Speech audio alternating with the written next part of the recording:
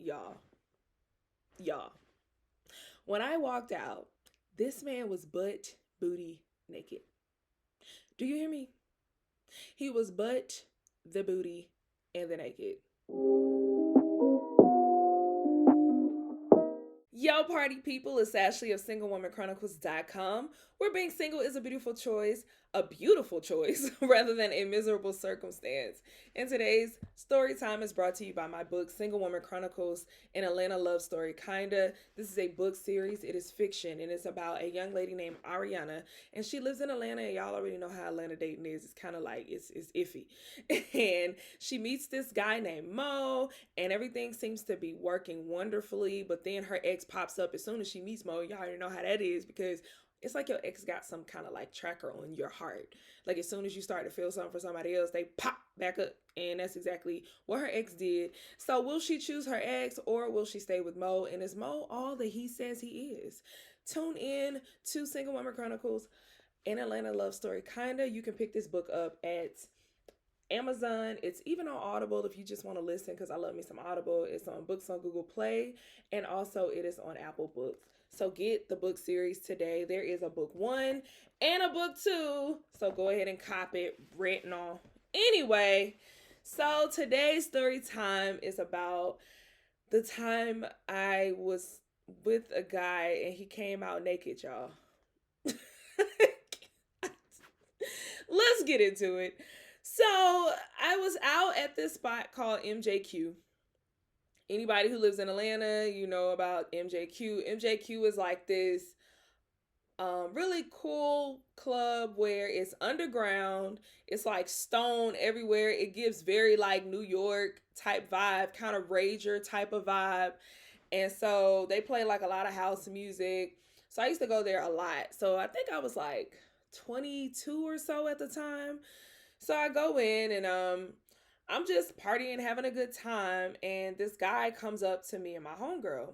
And he was cute. So we had a conversation and everything was good. So cool. So what am I gonna call this gentleman? We're going to call him we'll call him Ty. I literally don't remember this man's name, so I'm just making it up, but I know it ain't Ty, but we're gonna call him Ty. But anyway, so I meet Ty, and we just chopping it up in MJQ, and we having a good time, whatever. So he's like, you want to go out? So I say, yeah. So we plan to go out the next week. So the next week we go to a sushi bar. So we go to the sushi bar, everything's cool, we're having a blast, everything's great. So we continue to talk for like the next 3 weeks or so. And he asked me after that, that was like our only date, official date. After that, it was on some like pull up to my crib.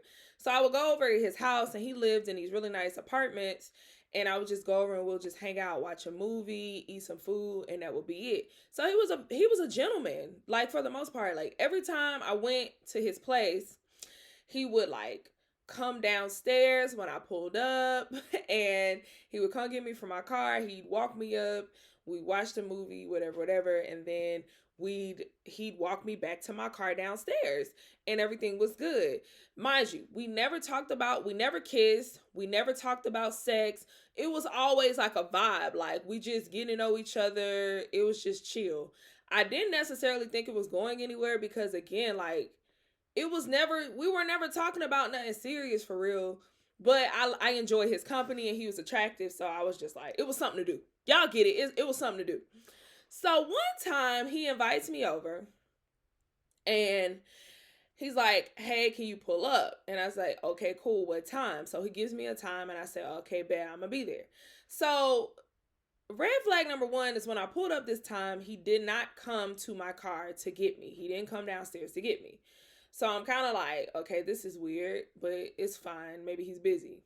So then he texts me on my way up and says, I still got some friends in here. I'm trying to get them to leave, but you can still come up. So that's red flag number two, because I'm like, what? Okay.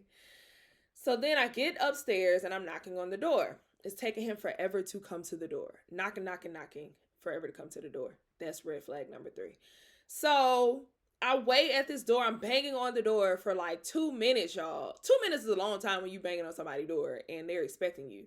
So I'm just waiting, and all of a sudden he opens the door, and it's like a gang of people coming outside, and everybody look higher than a kite. Like, it smells like straight ganja. Everybody looks high, out of their minds, and they just walking out. And I'm like, what is going on? Mind you, I don't smoke. Him and I have never smoked together. He knows I don't smoke. Like, I don't know. I'm like, why did you even invite me over here when you're hotboxing with your friends? Like, what is going on here? So they all leave. It was like 7 people, y'all. Like, they all exit the apartment. And here he is sitting on the couch, higher than a kite. This man is higher than a skyscraper. Like, he is high, okay? So I'm thinking, like, why did you invite me over here? Like, I should have left then. Okay? I should have left. When you have those moments in your life where you know you should have left, that was one of them moments where, like, okay, sis, you should have left, okay? So I still go in. He's mad high. He can barely open his eyes. His eyes are like this. And he looking at me just smiling. And I'm just like, okay. So he's like, hey, sit down. We'll watch TV. Mind you, I had never seen him high. I'm completely sober. I don't have no drink, no nothing. Like, so I'm annoyed. So we're sitting on the couch. We're watching TV. And like 15 minutes in, he starts to like get touchy-feely. And I'm kind of weirded out because we've never been on that type of time. Like, we've never talked about sex. We haven't kissed, like nothing. So like, where is this coming from? So all of a sudden he starts to like kiss me. And one, is disgusting because he's been smoking. He hasn't brushed his teeth or anything. And I can taste it on his tongue.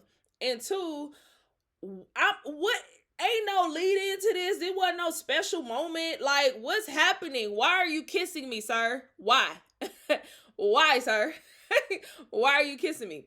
So he kissing me, and I'm like, nah, I can't do this. I got to get out of this. So I stop, and I'm like, oh, I got to go to the restroom real quick. And I did have to pee, so it was perfect timing. So he's like, all right, cool. So I go to the restroom, and I pee. I get myself together, like fix my hair or whatever, and I walk out.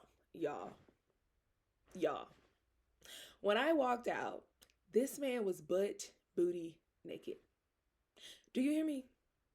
He was butt, the booty, and the naked. I walk out. I said, sir, where your clothes at? He said, oh, you went in there getting ready for me and you? Me and you to do what?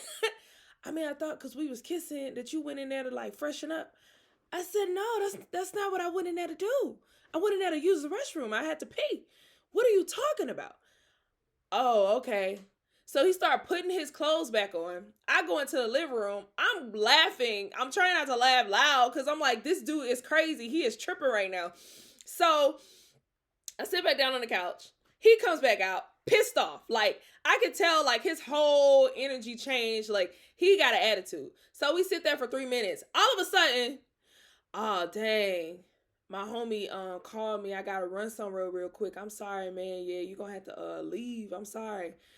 And so I just laugh because I already know what it is. I know you're mad because you thought we was about to have sex and we're not. So you're kicking me out.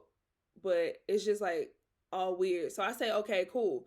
So I stand up. Mind y'all, I told you, every time I've been over his house, he walks me downstairs, takes me out or whatever, like, good, like, wishes me good day, and then whatever. No, this man, I walked out. Before I could even turn around and walk, he slams the door. Dude, why are you mad at me? Because you thought we was gonna have sex when I never even gave you an inkling that that was about to happen. Like, what is wrong with you, sir? Really, I should be charging you for sexual harassment for when I come out your butt booty naked. What is happening here?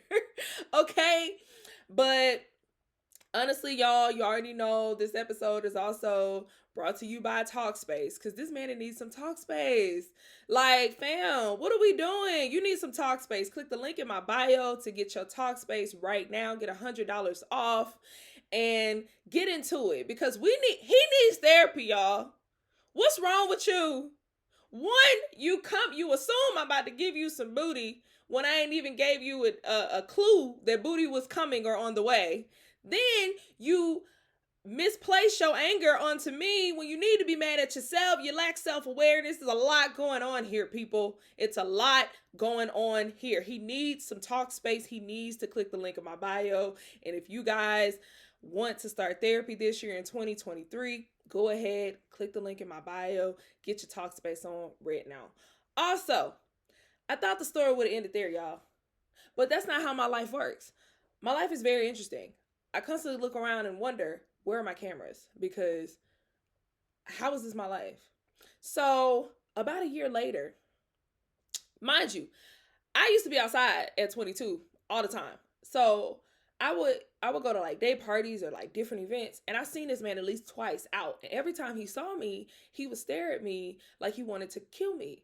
Like he's still mad that he didn't get any booty, when I'm the one that's supposed to be mad. I done wasted my time coming over here. I done wasted gas, energy. You done kicked me out your apartment for absolutely no reason. I'm the one that should be upset.